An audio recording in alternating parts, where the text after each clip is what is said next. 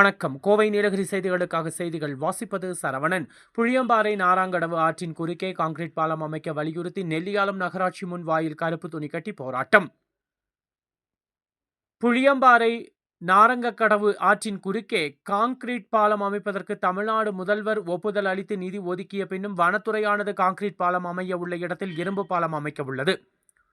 இந்திய கம்யூனிஸ்ட் கட்சி மார்க்சிஸ்ட் சார்பாக உடனடியாக கான்கிரீட் பாலம் அமைய வேண்டும் என்று பலதரப்பட்ட போராட்டம் நடத்திய இன்றைய தினம் 60க்கும் மேற்பட்ட காவல்துறையினரை குவித்து வனத்துறையானது தமிழ்நாடு முதல்வரின் வாக்குறுதிக்கு எதிராக இரும்பு பாலம் அமைக்கும் பணியை தொடங்கியுள்ளது. இதற்கு எதிர்ப்பு தெரிவித்து இந்திய கம்யூனிஸ்ட் கட்சி மார்க்சிஸ்ட் மாவட்ட குழு உறுப்பினர் இராசி ரவிக்குமார் தலைமையில் ஏரியா கமிட்டி செயலாளர் ரமேஷ், ஏரியா கமிட்டி உறுப்பினர்கள் ஹசைன், சாஜி, பெரியார் மணிகண்டன், சுவையர், செரியாஃபு, குஞ்சலவி, சுலைமான், ரஃபீக், பாப்பு செட்டி, பாப்புட்டி, செரீப், ஏ.கே. ரவி ஆகியோர் வாயில் கருப்பு துணி கட்டி ஜனநாயக முறைக்கு எதிராக செயல்படக்கூடிய வனத்துறை மற்றும் அதற்கு துணை போகும் நெல்லியாலம் நகராட்சியை கண்டித்து நெல்லியாலம் நகராட்சி அலுவலகம் முன் போராட்டத்தில் ஈடுபட்டு வருகின்றனர்.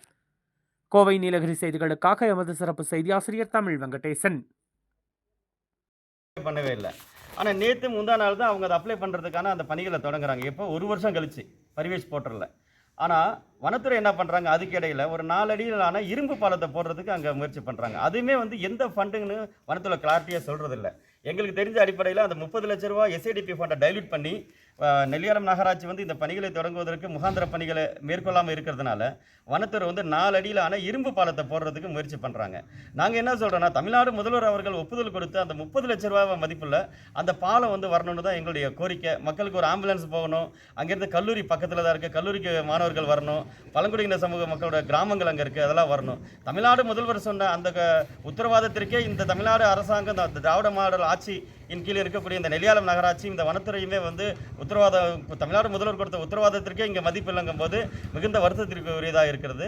ஆக இன்றைக்கி தினம் பார்த்தீங்கன்னா இந்த 30 லட்ச ரூபா ஃபண்டு ஒதுக்கி இந்த பெரிய பாலம் பர்வேஷியில் அப்ளை பண்ணுறதுக்கு தயாராக இருக்கும்போது வனத்துறை என்ன பண்ணுறாங்கன்னா, அந்த இரும்பினாலான பாலம், அந்த 4 அடி பாலம் அமைப்பதற்கு கிட்டத்தட்ட 50க்கும் மேற்பட்ட காவல்துறையினர் அங்கே குவித்து ஒரு அச்சுறுத்தலை ஏற்படுத்தி அந்த பாலம் அமைவதற்கு, அதாவது அந்த இரும்பு பாலம் அமைவதற்கு இன்றைக்கி பூஜை போடுறாங்க.